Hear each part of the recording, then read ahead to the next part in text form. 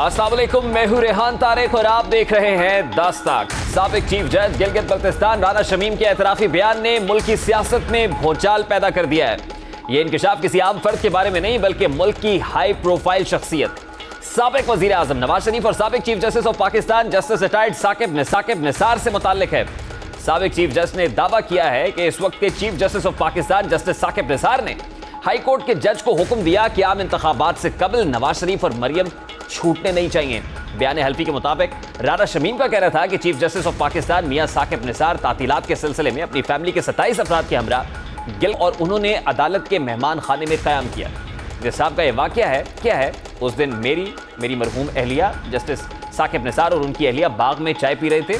मैंने देखा कि चीफ जस्टिस ऑफ पाकिस्तान परेशान थे और अपने रजिस्ट्रार से मुसलसल फ़ोन पर बात कर रहे थे और उन्हें हिदायत दे रहे थे कि हाई कोर्ट जज की रिहाइश गाह पर जाओ और उनसे दरख्वास्त करो कि मुझे फ़ौरन फ़ोन करें। अगर फ़ोन कॉल ना लग पाए तो उन तक मेरी यानी साकिब निसार की तरफ से यह पैगाम पहुंचाना कि मियां मोहम्मद नवाज शरीफ और मरियम नवाज शरीफ को किसी भी कीमत पर आम इंतखाबात से कबल जमानत पर रिहाई नहीं मिलनी चाहिए। इसके थोड़ी देर बाद उनकी जस्टिस से फ़ोन पर बातचीत हुई और उन्होंने उसे बताया कि मियां मोहम्मद नवाज शरीफ और मरियम नवाज शरीफ आम इंतखाबात के इनेकाद तक जेल में रहने चाहिए। बयान हल्फी के मुताबिक दूसरी तरफ से यकीन दहानी मिलने पर वो पुरसुकून हो गए और खुशी से चाय का एक और कप मांगा। राना शमीम के मुताबिक मैंने बहसियत एक साथी और मेज़बान के उनसे कहा कि वो गिलगित बल्तिस्तान में अपनी फैमिली के साथ छुट्टियां मनाएं और उनसे कहा कि उन्होंने जस्टिस को यह पैगाम क्यों पहुंचाया और किस लिए ये पैगाम दिया गया। उन्होंने मुझे जवाब दिया कि राना साहब, आप नहीं समझेंगे, आप इस बात को यूँ समझे कि जैसे आपने कुछ सुना ही नहीं। मैंने तो उन्हें अपनी मरहुमा अहलिया और उनकी अहलिया के रूबरू कहा कि मियां नवाज शरीफ को गलती से फंसाया गया है और उनकी सज़ा और मरियम नवाज शरीफ की सज़ा को देखकर और उनकी फ़ोन कॉल सुनकर ये वाज़ेह हो जाता है। साबिक चीफ जज गिलगित बल्तिस्तान का कहना था कि पहले तो साकिब निसार नाराज़ हो गए लेकिन फ़ौरन ही लहजा बदलते हुए कहा कि राना साहब, पंजाब की केमिस्ट्री गिलगित बल्तिस्तान से मुख्तलिफ है। जो कुछ मैंने यहाँ बयान किया है वो रज़ाकाराना है और मैं मुकम्मल तौर पर सच कह रहा हूँ। नवाज शरीफ और मरियम नवाज दोनों को एहतसाब अदालत ने 25 जुलाई 2018 के आम इंतखाबात से कबल करप्शन केस में सज़ा सुनाई थी। अंसार अब्बासी के मुताबिक उन्होंने खुद साबिक चीफ जज गिलगित बल्तिस्तान से उनके बयान हल्फी की तस्दीक की है। खबर सामने आने के बाद साबिक चीफ जस्टिस साकिब निसार ने इस खबर की सख्ती से तरदीद की है, जबकि साबिक चीफ जज का कहना था वो इस खबर पर कायम है। खबर पर अपना रद्दमल देते हुए साबिक चीफ जस्टिस ने बरतानवी नशरियाती इदारे से गुफ्तगू की। साबिक चीफ जस्टिस मियां साकिब निसार ने सवाल उठाया कि कैसी इतनी हसास बातें वो गिलगित बल्तिस्तान के चीफ जज के सामने कर सकते हैं और ये कहा कि उन्हें रिलैक्स होने के लिए चाय का कप उस वक्त के गिलगित बल्तिस्तान के चीफ जज जस्टिस राना शमीम से ही पीना था। साबिक चीफ जस्टिस का कहना था कि ना तो उन्होंने उस वक्त के एहतसाब अदालत के जज अरशद मलिक से मुलाकात की और ना ही उन्हें साबिक वजीर आजम मियां नवाज शरीफ और मरियम नवाज को जमानत ना देने के सिलसिले में किसी को हिदायत देना पड़ी। जब बीबीसी ने साबिक चीफ जस्टिस से पूछा कि क्या वो गिलगित बल्तिस्तान के साबिक चीफ जज के इस बयान पर उनके खिलाफ कोई कानूनी चाराजोई करेंगे, जिस पर साबिक चीफ जस्टिस का कहना था कि झूठ के पाँव नहीं होते, इसलिए वो इस बयान पर चाराजोई करके राना शमीम के इस बयान को अहमियत नहीं देना चाहते थे। उन्होंने कहा कि चंद रोज कबल एक गैर सरकारी तंजीम ने एक तकरीब का एहतमाम किया हुआ था जिसमें उन्होंने तकरीर की। जस्टिस रिटायर्ड मियां साकिब निसार के बकौल उन्हें ऐसा महसूस होता है कि शायद उन्हें मेरी तकरीर नागवार गुजरी है जिस पर उन्होंने ऐसा बयान दिया है। बीबीसी से गुफ्तगू करते हुए साबिक चीफ जस्टिस का कहना था कि इस इम्कान को भी रद्द नहीं किया जा सकता कि जब वो पाकिस्तान के चीफ जस्टिस थे तो उन्होंने राना शमीम की बतौर चीफ जज गिलगित बल्तिस्तान की मुद्दत मुलाजमत में तौसी देने से इनकार कर दिया था, जिसकी वजह उन्होंने ऐसा बयान दिया हो। साबिक चीफ जस्टिस के बयान के बाद साबिक चीफ जज गिलगित बल्तिस्तान ने भी मुख्तलिफ मीडिया चैनल से गुफ्तगू की है और अपने रद्दमल का इजहार किया है। गिलगित बल्तिस्तान सुप्रीम कोर्ट के साबिक चीफ जज राना शमीम का कहना है कि साबिक चीफ जस्टिस साकिब निसार के पास कानून के मुताबिक मुझे एक्सटेंशन देने का इख्तियार ही नहीं है। साकिब निसार कौन होते हैं मुझे एक्सटेंशन देने वाले? साबिक चीफ जज राना शमीम ने कहा कि मैं खबर में दी गई तमाम बातों पर कायम हूं, मुझे एक्सटेंशन मांगने की कोई जरूरत महसूस ही नहीं हुई। उन्होंने ये भी बताया कि गिलगित बल्तिस्तान और आज़ाद कश्मीर के सुप्रीम कोर्ट ऑफ पाकिस्तान के मातहत नहीं है। गिलगित बल्तिस्तान और आज़ाद कश्मीर के सुप्रीम कोर्ट में चीफ जस्टिस को एक्सटेंशन देना वज़ीर आज़म का इख्तियार है। मैंने साकिब निसार के गिलगित आने पर कोई सरकारी खर्च नहीं किया था। साकिब निसार गिलगित में मेरे मेहमान थे। साबिक वज़ीर आज़म नवाज शरीफ और उनकी बेटी मरियम नवाज शरीफ को 6 जुलाई को एवन फील्ड रेफरेंस में कैद की सज़ा सुनाई गई थी, जिसके बाद 13 जुलाई को नवाज शरीफ और मरियम नवाज पाकिस्तान आए। 16 जुलाई को इस्लामाबाद हाई कोर्ट में सज़ा के खिलाफ फौरी रिलीफ की अपीलें दायर की गई। 17 जुलाई को केस की समाअत हुई, ताहम केस की दोबारा समाअत इलेक्शन के बाद अब मुलतवी कर दी गई। अब इसी सज़ा के खिलाफ 17 नवंबर को नवाज शरीफ और मरियम नवाज के केसेस की समाअत है। अगर प्रोड्यूसर आप ये फुटेज चला सके तो समाअत से कबल ये बयान सामने आना इंतहाई अहम है। वो सवालात जो सर उठा रहे हैं, सवाल यह है कि साबिक चीफ जज का हालिया बयान, जो बयान हल्फी दिया जा रहा है, ये जो ओथ सामने आया है, उसके आने की at this point in time वजूहात आखिर क्या है? 3 बरस तक खामोश रहने के बाद जस्टिस रिटायर्ड राना शमीम आज क्यों बयान हल्फी दे रहे हैं? क्या ये बयान हल्फी शरीफ खानदान को रिलीफ दे सकता है? बयान हल्फी की पाकिस्तान की बजाय लंदन से तस्दीक क्यों कराई गई है? इसी हवाले से आज हुकूमत की जानिब से भी सवाल उठाया गया है कि उसने इत्तफाक है कि एक ही फर्म नवाज शरीफ की मेडिकल रिपोर्ट्स और दीगर डॉक्यूमेंट्स की तस्दीक कर रही है। यानी इससे पहले जिस फर्म की तरफ से इन डॉक्यूमेंट्स की इंडोर्समेंट मिली, आज उसी फर्म से नोटरी पब्लिक से ये डॉक्यूमेंट रिलीज हुआ है। इसकी क्या वजह है? इस पर हुकूमत की तरफ से क्या सवाल उठाए जा रहे हैं, जरा उसकी एक झलक आपके सामने रखता है। ऐसा हुस्ने इत्तफाक है जो वहाँ पर नोटरी टेस्टिफाई करता है नवाज शरीफ की मेडिकल रिपोर्ट्स को, चार्ल्स रॉस्टन वही जो है वो राना शमीम की भी लंदन में बैठे हुए जो उनकी स्टेटमेंट है उसको नोटिफाई कर देते हैं। अब उस इदारे पर सवाल उठाया जा रहा है, नोटरी पब्लिक से मुताल्लिक कुछ रिजर्वेशंस का इजहार किया जा रहा है। नोटरी पब्लिक क्या है? नोटरी पब्लिक ऐसा फर्द या इदारा होता है जो डॉक्यूमेंट्स की को इंडोर्स करता है, उसकी तस्दीक करता है, टेस्टेशन करता है, जबकि ओथ कमिश्नर किसी भी फर्द के बयान की तस्दीक करता है। यानी जो नोटरी पब्लिक है वो डॉक्यूमेंट्स की तस्दीक कर रहा है, जबकि ओथ कमिश्नर जो हमारे यहाँ होता है वो किसी फर्द के बयान की तस्दीक करता है। अगर नवाज शरीफ की मेडिकल रिपोर्ट्स वही नोटरी पब्लिक करता है जिसने साबिक चीफ जज के बयान की तस्दीक की है, तो क्या ये कानूनन जुर्म है? अगर ये जुर्म है तो नोटरी पब्लिक वही है जिसने पैनामा GIT की दस्तावेजात की भी तस्दीक की थी, जिसने शरीफ खानदान के हवाले से पाकिस्तानी सफारत खाने के तमाम डॉक्यूमेंट्स GIT को तस्दीक करके भेजे थे। नोटरी पब्लिक के पास लाइसेंस ही इसी काम का होता है कि वो पब्लिक के कानूनी दस्तावेजात के असली होने की तस्दीक करे। उधर इस्लामाबाद हाई कोर्ट ने नवाज शरीफ और मरियम नवाज की अपीलों से मुताल्लिक गिलगित बल्तिस्तान कोर्ट के साबिक जज के इंकशाफात का नोटिस ले लिया है। इसी हवाले से अदालत की जानिब से तहरीरी फैसला भी जारी कर दिया गया है। तहरीरी हुक्म नाम के रजिस्ट्रार ऑफिस ने दी न्यूज में छपने वाली खबर की तरफ तवज्जो दिलाई है। दी न्यूज में शाया खबर ज़ेरे इल्तवा केस से मुताल्लिक है। अदालत से बाहर किसी किस्म का ट्रायल अदालती कार्रवाई पर असरअंदाज होने के मुतरादिफ है। और तहरीरी हुक्मनामे में कहा गया है कि दी न्यूज में शाया खबर बादिन नजर में ज़ेरे समात मुकदमे पर असरअंदाज होने की कोशिश है। तहरीरी हुक्मनामे के मुताबिक साबिक चीफ जज Gilgit Baltistan Rana Mohammad Shamim, editor in chief the news, editor the news और एडिटर इन्वेस्टिगेशन अंसार अब्बासी को जाती हैसियत में पेश होने का कहा गया है। इसके अलावा अदालत ने अटॉर्नी जनरल और एडवोकेट जनरल को भी कल जाती हैसियत में तलब किया है। तहरीरी हुक्मनामे में कहा गया है कि तमाम फरीकैन पेश होकर बताएं क्यों ना आपके खिलाफ तौहीन अदालत की कार्रवाई की जाए। अब इसके केस के ऑब्वियसली केसेस भी हैं, अदालत इसका नोटिस ले चुकी है, फरीकैन को तलब भी कर लिया गया है। इसी पर बात करेंगे। सबसे पहले मुमताज बाहिर कानून जस्टिस रिटायर्ड शाइक उस्मानी साहब हमारे साथ मौजूद हैं। अस्सलाम वालेकुम शाइक उस्मानी साहब, बहुत बहुत शुक्रिया आपके वक्त के लिए। सर, सबसे पहले तो ये फरमाइएगा कि साबिक चीफ जज गिलगित बल्तिस्तान की तरफ से ये जो ओथ सामने आया है, ये जो डॉक्यूमेंट एफिडेविट की सूरत सामने आ रहा है, नोटरी पब्लिक ने इसको नोटिफाई भी किया है, टेस्ट भी किया है, how do you see this sir? इसकी कानूनी हैसियत क्या है? अगर कोई आदमी कोई चीज ओथ पे कहता है तो उसके मतलब ये कि उसकी जिम्मेदारी भी वो एक्सेप्ट करता है कि अगर उसके खिलाफ बाद में साबित हो जाए तो वो उसकी जिम्मेदारी भी एक्सेप्ट करता है। इस वजह से आदमी ओथ पे कोई चीज कहता है। और ये इन्होंने किस सिलसिले में ओथ किया था, क्यों किया था, ये अभी चीज सामने नहीं आई है। बासूरत इनका ये स्टेटमेंट अपनी जगह पर है कि उन्होंने ये स्टेटमेंट दी थी, और जहाँ तक मुझे मालूम है पता ही चलता है कि शायद वो इनके साथ बैठे हुए थे साकिब निसार साहब के साथ, और वो साकिब निसार साहब किसी से बात कर रहे थे जो कंसर्न जज था या किससे, तो उन्होंने कोई बात ऐसी की जो इन्होंने सुनी और वो उसका ये जिक्र कर रहे हैं। तो ये थर्ड वो जो किसी और की सुनी सुनाई बात को कहना फिर उसको एक ओथ पे देना, मेरे ख्याल में इसकी कोई खास इंपॉर्टेंस नहीं है उनकी स्टेटमेंट की, और उसको इग्नोर कर देना चाहिए था। अच्छा, ये बड़ी इंपॉर्टेंट बात आप कर रहे हैं। देखिए, इस्लामाबाद हाई कोर्ट ने अब इसके ऊपर नोटिस लिया है और इसको तौहीन अदालत के केस के तौर पर जो है वो जज साहब को बुलाया गया है। देखिए, नोटरी पब्लिक लंदन से ये जारी होना ये किसी अदालती रिकॉर्ड का हिस्सा नहीं है, ये एक जुडिशियल डॉक्यूमेंट ज़रूर है। ये कहिएगा सर कि जज साहब ने ये जो रूट लिया है, क्या ये दुरुस्त था? अगर इसको किसी जहाँ पर ये केसेस चल रहे हैं कोई एपलेट कोर्ट के अंदर अदालती रिकॉर्ड का हिस्सा बनाने की दरख्वास्त की जाती, तो आपको लगता है फिर इसकी कोई वेटेज होती? नहीं, देखिए, ये तो आप जैसे कह रहे हैं कि नोटरी पब्लिक के सामने इन्होंने कोई स्टेटमेंट दी इंग्लैंड में। नोटरी पब्लिक तो समझने ओथ कमिश्नर नहीं होता यहाँ पर, जो एक टेबल कुर्सी लगा के कोर्ट के सामने बैठे होते हैं, उस टाइप के लोग पाकिस्तान में होते हैं। वहाँ पर थोड़ी सी ज्यादा इंपॉर्टेंस होती है उनकी। उनके सामने उन्होंने जाके ये स्टेटमेंट दे दी, वो रिकॉर्ड हो गई, तो ठीक है, उसकी अपनी जगह। लेकिन उससे उससे कोई खास चीज तो आखिर करना तो बेकार है।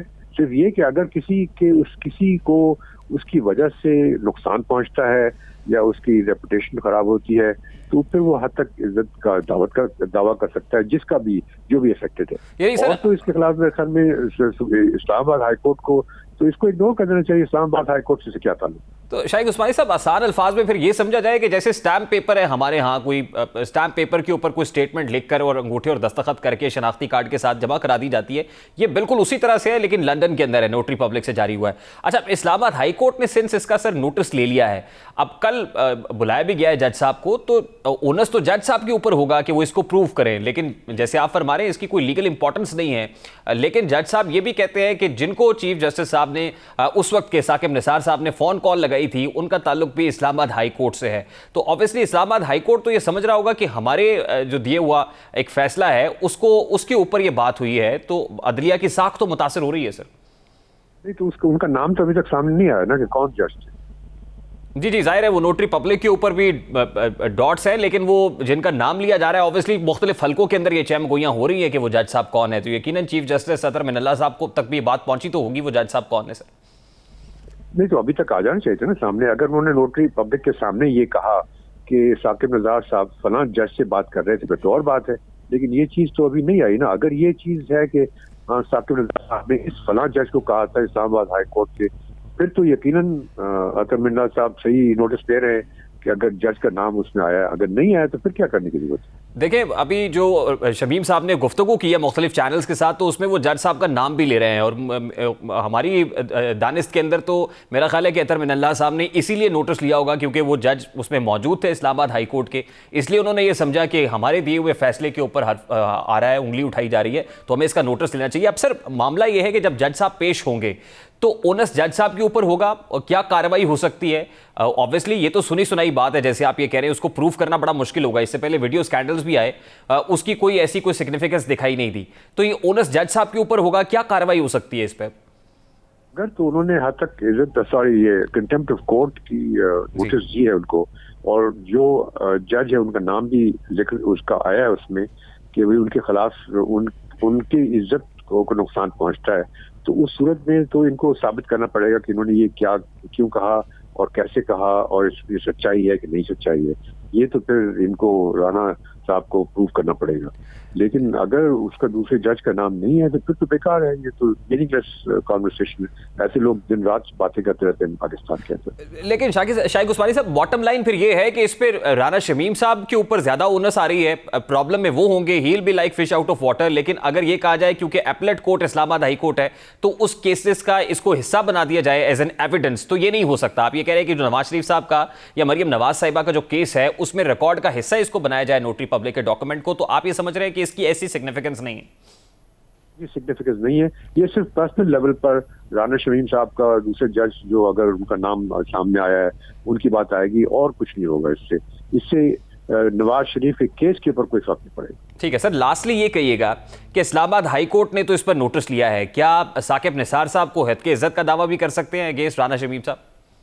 नहीं, साकिब निसार साहब ने तो डिनाई कर दिया उनका, मैंने ऐसी कोई बात कही नहीं, बात खत्म हो गई। जी, तरदीद तो आई है, लेकिन मैं ये कह रहा हूं कि इसके कॉन्सिक्वेंसेस के अंदर कहीं वो कोई हद के इज्जत का दावा कर सकते हैं, क्योंकि मेरी साख मजरू हुई है इससे।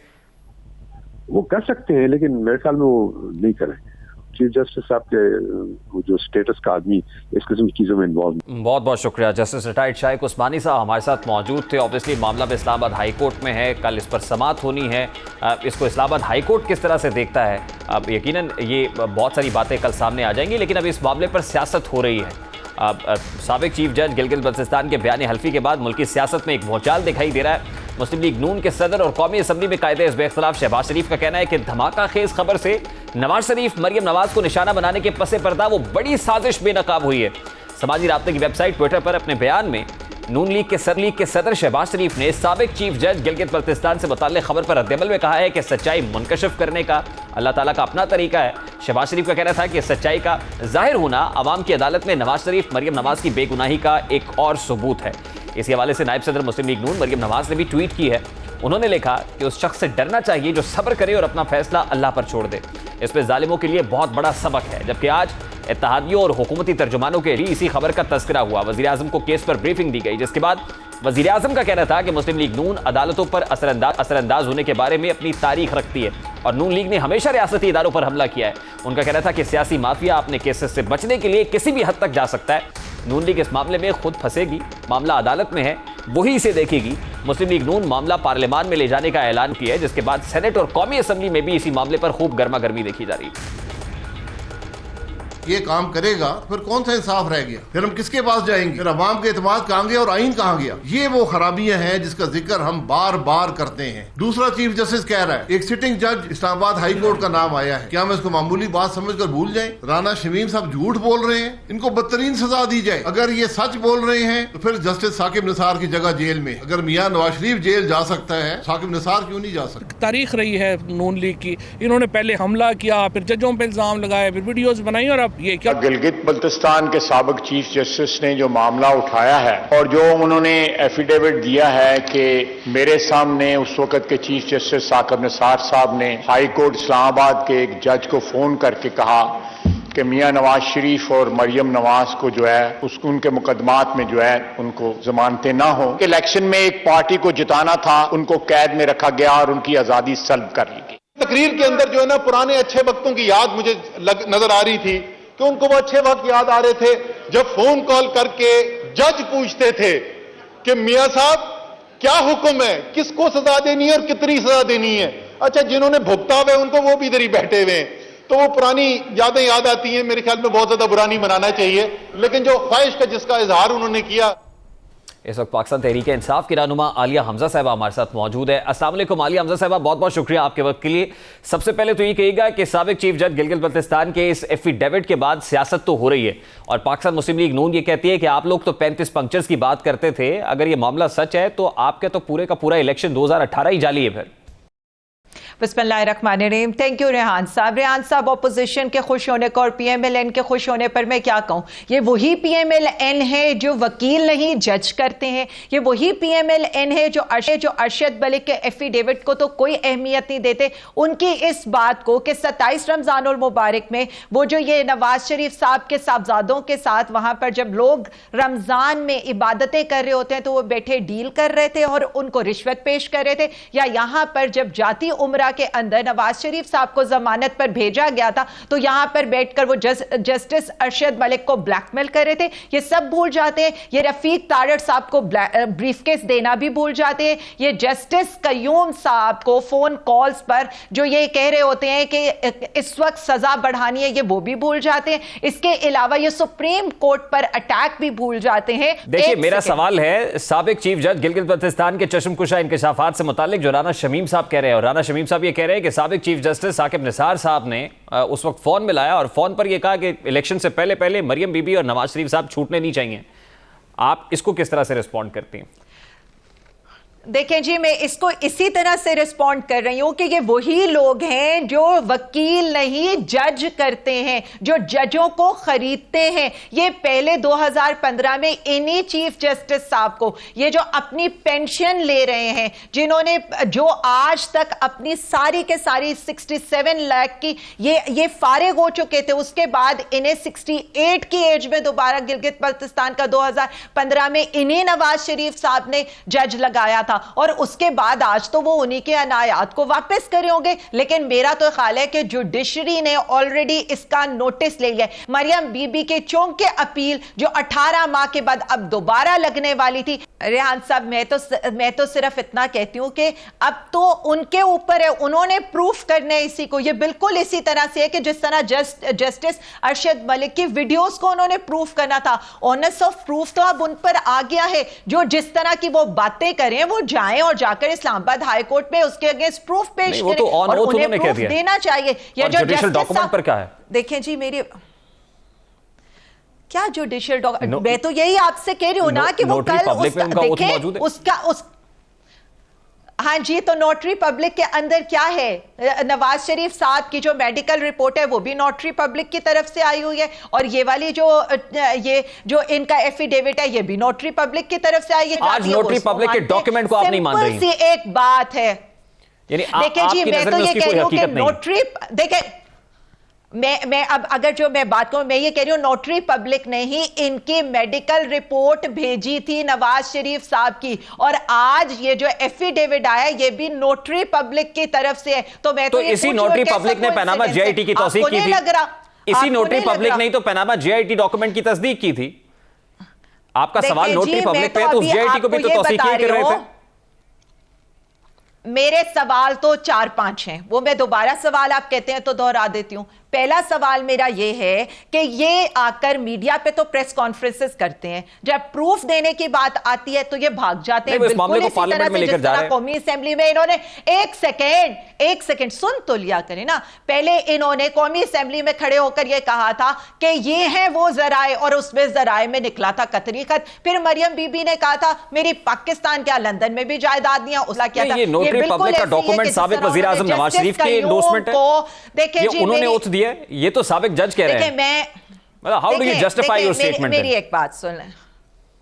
देखिए मैं अपनी स्टेटमेंट को मुझे क्यों जस्टिफाई करने हैं? जिन्होंने स्टेटमेंट दिया फिर आप एलिगेशन लगा रही को जस्टिफाई करें। मैं तो देखिए मैं एलिगेशन ही मैं तो बता रही हूं, ये इससे मुकर जाए कि इन्होंने उनको चीफ जस्टिस लगा था, मुकर जाए, आ जाए प्रूफ कर दें। ये इससे मुकर जाए कि जो है जस्टिस निसार ने इनको कहा था कि आप कतरी खत पेश करें, या उससे मुकर जाए इन्होंने कौमी असेंबली में क्या स्टेटमेंट दी थी, ये उससे मुकर जाए कि वो इनके जो इंपोर्टेड बेटे हैं वो क्या कहते रहते, वो अल्हम्दुलिल्लाह माशाल्लाह। आपके लहजे में बड़ा गमो गुस्सा दिखाई दे रहा है मुझे आज। मुझे नहीं समझ आ रही कि क्या वजह है। मैं तो आपसे बड़े धीमे मिजाज के अंदर बात कर रहा हूं।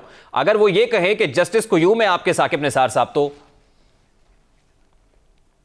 देखिए जी मेरी एक बात सुने, मुझे एक बात बता दें, इनको करप्शन पे सजा हुई है। पानामा लाने वाली ना पाकिस्तान तहरीक इंसाफ थी, ना इस्टेब्लिशमेंट थी, ना अदलिया थी। पानामा के अंदर इनके बारे में जो भी आया, एवन फील्ड के लिए ना मैंने कहा था, ना आपने कहा था, ना अदलिया ने कहा था, ना इस्टेब्लिशमेंट ने कहा था कि उसके बारे में इतनी स्टेटमेंट्स दें। बाद में ना मैंने ये कहा था कि बेनिफिशियल ऑनर मरियम नवाज हो और आप मुकर जाएं। उसके बाद जब इनको बुलाया जाता है जीआईटी के अंदर, इनके बारे में फैसला किया जाता है, तो ये सारा कुछ तो इनके सामने है। 35 पंक्चर्स की बात आप लोग करते थे, उसके बाद इमरान खान साहब ने कहा कि ऐसा तो कुछ भी नहीं था, ये तो सियासत में होता है, ये सियासी जुमले होते हैं। आप भी साबित नहीं कर सके। आज अगर ये सब कुछ हो रहा है और कोर्ट में चला गया है, मैं तो सिर्फ ये जानना चाह रहा हूं कि इन केस सिचुएशन बिल्कुल मुख्तलिफ होती है, ये प्रूव हो जाता है, तो आप are you ready to face the music? देखिए मेरी एक बात सुने, पाकिस्तान तहरीक इंसाफ अदलिया का एहतराम करती है, अदलिया के फैसलों का भी एहतराम करती है। हम तो इस चीज को खुश आइंद करार देते हैं कि अदलिया ने इसका नोटिस लिया है, और अदलिया ने यह नोटिस लिया है कि यह तौहीन अदालत है। बहुत बहुत शुक्रिया आलिया हमजा साहब आपके वक्त के लिए। पाकिस्तान तहरीक इंसाफ की रहनुमा आलिया हमजा साहब हमारे साथ मौजूद थी। We have to take a very quick short break के बाद वापस आएंगे, बात करेंगे क्या पाकिस्तानी मजदूर अमीर हो गए हैं। हुकूमत कह रही है मजदूर अमीर हो गए हैं, बात करेंगे इस ब्रेक के बाद हमारे साथ।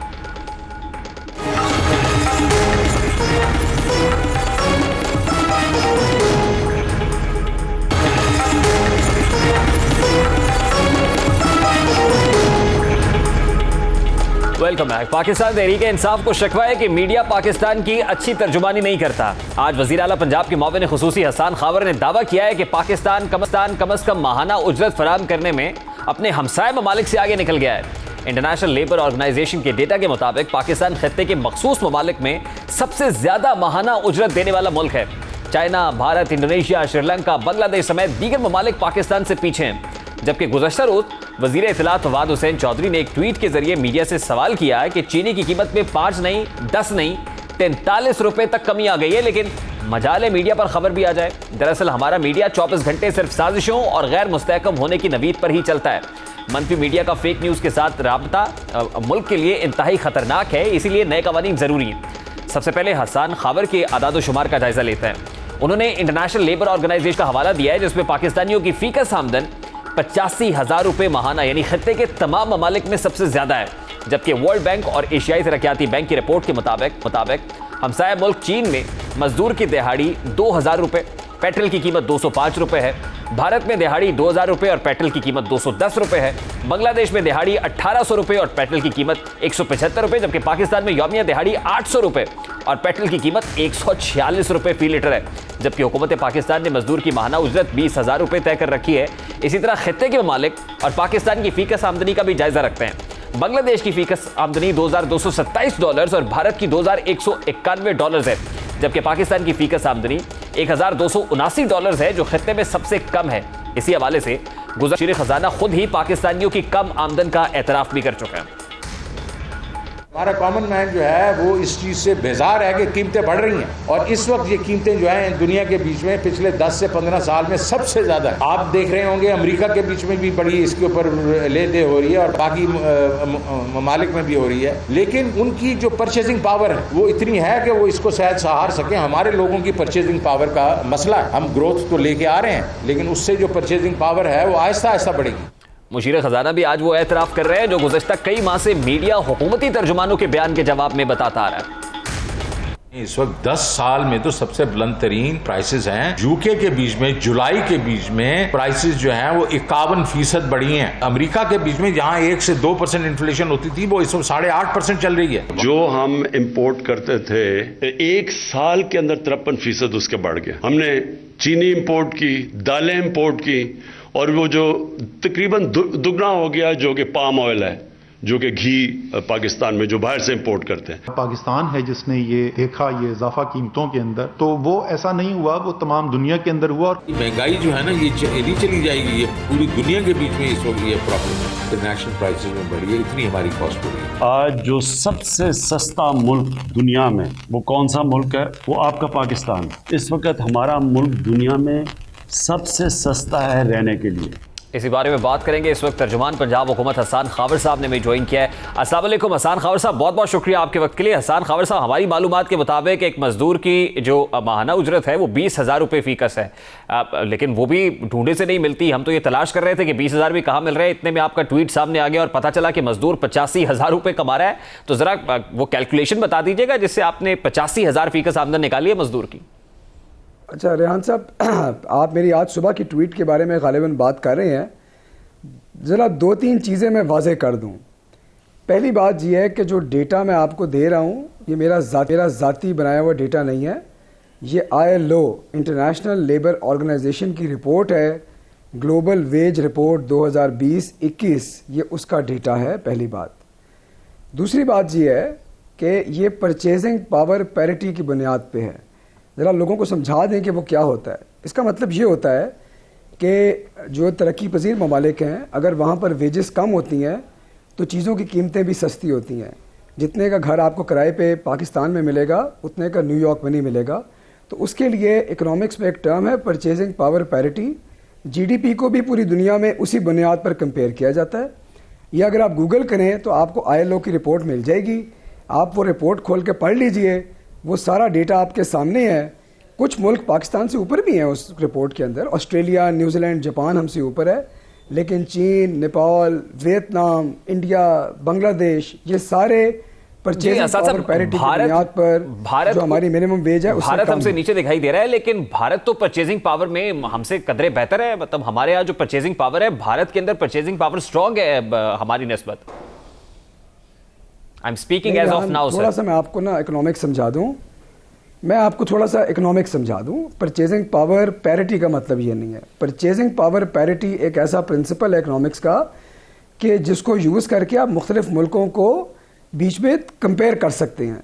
फाइनेंस मिनिस्टर ये कहते हैं कि हमारे यहाँ परचेजिंग पावर नहीं है, परचेजिंग पावर आहिस्ता आहिस्ता बेहतर होने लग जाएगी। यानी फाइनेंस मिनिस्टर भी इस चीज़ को एक्नॉलेज कर रहे हैं। दूसरी बात ये कि जितना रुपये अंडर प्रेशर हुआ, जितना डॉलर जो है स्काई रॉकेटिंग हुआ, इसके बावजूद आपको लग रहा है ठीक है पैरिटी की आप बात कर रहे हैं, कंपैरेटिव एनालिसिस ड्रॉ करने की कोशिश करें, लेकिन हमारे यहाँ जो ऑन ग्राउंड रियलिटीज हैं वो तो इससे मुख्तलिफ नहीं है। एहसान खावर साहब, आपका क्या ख्याल है कि यूनाइटेड नेशंस ने अगर एक दुनिया के कई मुल्कों के कंपैरिजन की एक रिपोर्ट शाया किया जो वो हर कुछ साल बाद शाया करते हैं, तो वो रिपोर्ट आपके ख्याल में गलत है? नहीं, मेरे पास वर्ल्ड बैंक का डेटा भी है। पाकिस्तान का पर कैपिटा 2018 के अंदर तकरीबन $1482 था। उसके बाद 2020 में ये $1193 हो गया। एज ऑफ नाउ ये $1100 पर खड़ा हुआ है। तो as far as per capita income is concern तो ये तो मुझे काफ़ी नीचे दिखाई दे रही है एज ऑफ नाउ। सर, मैं तो आपको पर कैपिटा इनकम की बात नहीं कर रहा। आप वो ट्वीट पढ़ें। मैंने तो आपसे कहा है कि ये दुनिया के जो ममालिक जिनका डेटा उसमें है, उसमें से जो हमारे हमसाया ममालिक से हमारा कंपैरिजन है मिनिमम वेज का, परचेजिंग पावर पैरिटी की बुनियाद के ऊपर। UN का इदारा ILO दुनिया में लेबर के मामलात पे सबसे बड़ा ग्लोबल इदारा है, हम सब उसके मेंबर हैं। चले इसको सादा करते हैं ये डेटा है सर, इसको मेरा नहीं ख्याल कि उसमें कुछ शुक है। इसको थोड़ा सा सादा मैं एक बात आपको और बता दूं जी, एक बात मैं आपको बता दूं, आपने ये जो हमारी मिनिमम वेज है 20,000 है, ये डेटा 17,500 की बुनियाद पे है, क्योंकि ये डेटा पिछले साल कलेक्ट किया गया डेटा। तो अब जब ये अगले साल 20,000 के बुनियाद पे होगा तो इंशाल्लाह पाकिस्तान बाकी ममालिक से और ऊपर चला जाएगा। अब आप जरा पब्लिक के अंदर अगर जाएं और पब्लिक परसेप्शन लेने की कोशिश करें, और एक मजदूर को तो आप छोड़ देना सर, वो तो जितना महंगाई की चक्की में पिसा हुआ है, वो आपको कहीं लगेगा कि कंपैरेटिवली 85,000 रुपए जो है ये इतना तगड़ा है कि वो बाकी मुल्कों से, वहां पर तो फिर फाको मर रहे होंगे लोग अगर हमारे यहाँ ये सूरत है। यार देखिए रेहान, 85,000 तो आपने एक फिगर बना ली ना, डॉलर्स के अंदर कंपैरिजन है सर, डॉलर 491 डॉलर है सर, एक करेंसी आप उठाते हैं उसी में कंपैरिजन होता है। हम तो ये देख रहे हैं कि इस वक्त मजदूर कहाँ खड़ा हुआ है। तो मैं तो आपको बता रहा हूं, आपको तो पूरी दुनिया का कंपैरिजन, मेरा ये बनाया हुआ डेटा नहीं, ILO का डेटा दिखा दिया कि आज इस कर्जे के बावजूद, इस मुश्किल के बावजूद पाकिस्तान का मजदूर अपने हमसाया ममालिक से आगे खड़ा है। ये तो मुवाजना ILO ने दिया है। नहीं देखिए, तो आप खोल के इसके बाद मेरा मसला ये है, हसान खबर साहब, मजदूर को ILO रिपोर्ट को डिस्प्ले करें। देखिए मैं बिल्कुल डिस्प्ले कर रहे हैं, और एज यू स्पीकिंग के साथ साथ चल भी रही है वो report. ILO global wage report के बारे में मजदूर नहीं जानता कि किस ग्लोबल वेज रिपोर्ट की बात कर रहे हैं। उसको तो ये पता है कि उसके घर में राशन है या नहीं है, क्या उसके पास जो है वो बिजली का बिल देने के लिए पैसे है या नहीं है, गैस का बिल दे सकता है, गैस तो खैर आती नहीं है। यानी ये सारी चीजें हैं, ऑन ग्राउंड रियलिटीज हैं जो फेस करनी पड़ रही है। कुछ हमारे आइडियल जरूर है, लेकिन मजदूर तो रियलिटीज को फेस कर रहा है। सर ये ILO ग्लोबल वेज रिपोर्ट जो है ये मजदूर के समझ में नहीं आने की है। मैं तो पर कैपिटा की अगर हम बात करें सर, तो ओवरऑल नीचे आया पर कैपिटा जो है। मैं आपको इस बात का जवाब दे दूं जी। देखें, आपने बड़ा वजह सवाल पूछा है कि मजदूर की समझ में ग्लोबल वेज रिपोर्ट नहीं आती, ना ही आ सकती है। यहीं पे तो रेहान मीडिया का किरदार आता है कि आप लोग ऑब्जेक्टिव हैं, आप लोग पढ़े लिखे हैं, आप लोग नंबरों को समझते हैं, आप लोगों को ये पैगाम दें, पहले इस रिपोर्ट को पढ़ें।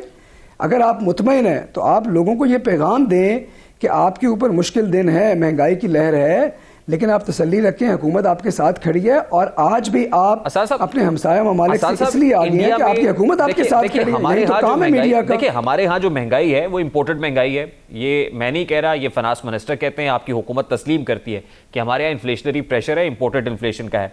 इंडिया के अंदर डॉलर की कीमत क्या है? ज़ाहिर है डॉलर्स में ले रहे हैं आप इंपोर्ट्स। श्रीलंका में क्या है, अफगानिस्तान में क्या है, इंडोनेशिया में, चाइना में क्या है, बाकी ममालिक में क्या है, और हमारे यहाँ रुपये कितना अंडर प्रेशर है, ये भी तो बताने की जरूरत है। अच्छा, अब मैं आपको बता दूं, ये डॉलर और रुपये वाली आपने बड़ी अच्छी बात की है। पहली बात तो ये है कि इस वक्त तो मार्केट में स्पेकुलेशन हो रही है, क्योंकि IMF के साथ बातचीत लंबी चली। जिस दिन प्रोग्राम साइन होगा इंशाल्लाह ये नीचे आएगा। सर ये बहुत अच्छा होता है कि अगर बहुत अच्छा होता है सर कि अगर मार्केट इंडिकेटर्स को प्ले करने दिया जाता और मार्केट ही डिसाइड करती कि डॉलर कहाँ होना चाहिए। अनफॉर्चुनेटली ऐसा हुआ नहीं सर। अगर मार्केट को आप दे देंगे, ये देखें मार्केट डिटरमिन्ड रेट है, प्रेडोमिनेंटली इसको मार्केट डिटरमिन करती है, लेकिन स्टेट बैंक के पास इख्तियार होता है कुछ कार्रवाई का। ये जो मॉडल हम फॉलो करते हैं, अगर आप बिल्कुल मार्केट पे छोड़ देंगे फिर तो मार्केट के जो आपके सट्टेबाज हैं कहीं से कहीं ले जाएंगे। मैं समझता हूं कि अच्छी बात है कि हमारे जैसे मुल्क के अंदर ये भी फ्री फ्लोट ना हो, मार्केट डिटरमिन्ड हो। देखिए ये पाकिस्तान तहरीक इंसाफ की प्रिंसिपल पोजीशन थी कि मार्केट डिटरमिन्ड होना चाहिए, मार्केट के प्लेयर्स को डिसाइड करना चाहिए कि क्या है, लेकिन उसमें स्टेट बैंक ने इंटरवीन किया। उसके बाद डॉलर्स को देखिए, डॉलर्स को पंप इन करने की भी कोशिश की गई। नहीं रेहान, आपको याद होगा सर, रेहान पहले मैनेज फ्लोट था। मेरी सुनने, ये मार्केट डिटरमिन्ड एक्सचेंज रेट रजीम अभी है, फ्री फ्लोट नहीं है।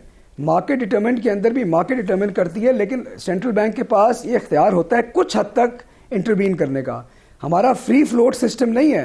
फ्री फ्लोट के अंदर हुकूमत के पास कोई इख्तियार नहीं होता। हमारा ना फ्री फ्लोट है ना अब मैनेज फ्लोट है, हमारा बीच में है मार्केट डिटरमिन्ड रजीम। वही रजीम हम फॉलो करते हैं, वही हमारी रजीम है, और स्टेट बैंक के तमाम स्टेप्स उसी की लाइन में। पता नहीं किस दिन प्रोग्राम साइन होगा। हसान खबर साहब हमारे साथ मौजूद थे, तर्जुमान पंजाब हुकूमत। अभी क्विक शॉर्ट ब्रेक लेके ब्रेक के बाद वापस आएंगे, गुफ्तगू कंटिन्यू करेंगे हमारे साथ।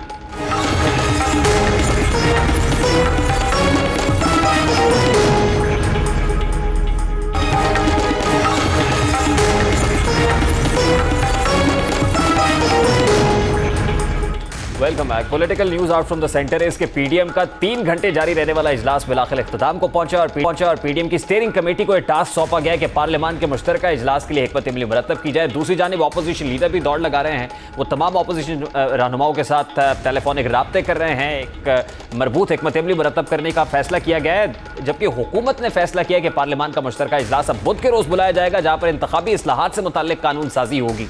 अब इस कानून साजी में हुकूमत से कटेल करेगी, क्या इत्तेहादी मना लिए गए हैं, राम कर लिए गए हैं। इस हवाले से फवाद चौधरी साहब और शेख रशीद साहब ने खबर दी है कि इत्तेहादी बिलाखिर मान गए। जो हमारे इत्तेहादियों के साथ मुलाकात थी वज़ीर-ए-आज़म साहब की, ये मुश्तरका फ़ैसला हुआ है आज के इजलास में कि पार्लियामेंट का जो मुश्तरका इजलास है वो बुध के दिन 2 बजे दोपहर जो है वो तलब किया जाएगा। इत्तेहादियों के सवालों के जवाब खुद प्राइम मिनिस्टर ने दिए, सारे AVM की मशीन भी, और वो वोट जो इंटरनेशनल 90 लाख हमारा ओवरसीज पाकिस्तानी का वोट है, ऑनलाइन वोटिंग, दोनों पे इत्तफाक राय। अब प्राइम मिनिस्टर साहब ने फैसला किया है कि खुद पार्लियामान में वक्त गुजारेंगे और 1-on-1 मुलाकातें करेंगे, इत्तेहादियों से भी खुद मिलेंगे और उनके गिले शिकवे दूर करने की कोशिश करेंगे। अगर इत्तेहादी मान गए हैं, हुकूमत की नंबर गेम पूरी है, तो फिर ऑपोजिशन के लिए सोचने का वक्त है कि पार्लियामान में EVM हो या बाकी इंतखाबी इस्लाहात हो, इसका रास्ता कैसे रोकेंगे, ये तो वक्त ही बताएगा। प्रोग्राम का वक्त अपने इख्तिताम को पहुंचा। आपसे मुलाकात होगी इंशाल्लाह कल। अपना रखिएगा ख्याल।